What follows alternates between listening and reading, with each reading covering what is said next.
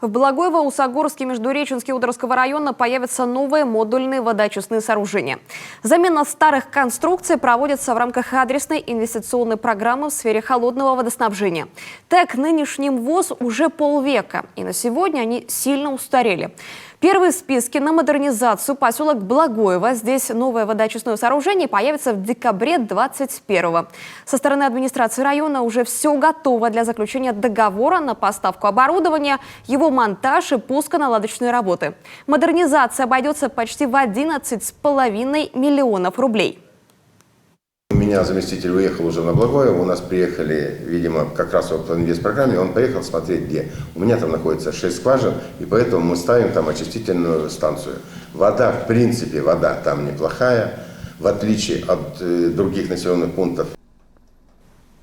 После Благоева новыми водоочистными сооружениями обзаведутся Междуреченск и Усогорск. Объемы финансирования 17 и 43 миллиона рублей соответственно.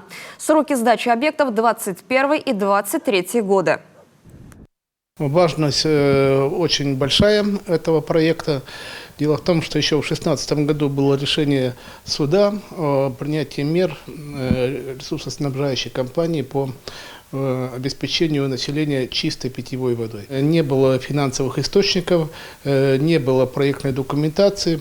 Соответственно, это все затягивалось. Я говорю, с 2016 года идут переговоры, но по настоянию общественности и по воле главы республики все-таки проект нашел свое отражение. Сейчас вода в населенных пунктах соответствует требованиям Роспотребнадзора. Ее разрешено пить, однако небольшое смущение вызывает мутный цвет ключевой. Если не модернизировать очистные сооружения, ситуация с водой через какое-то время может усугубиться.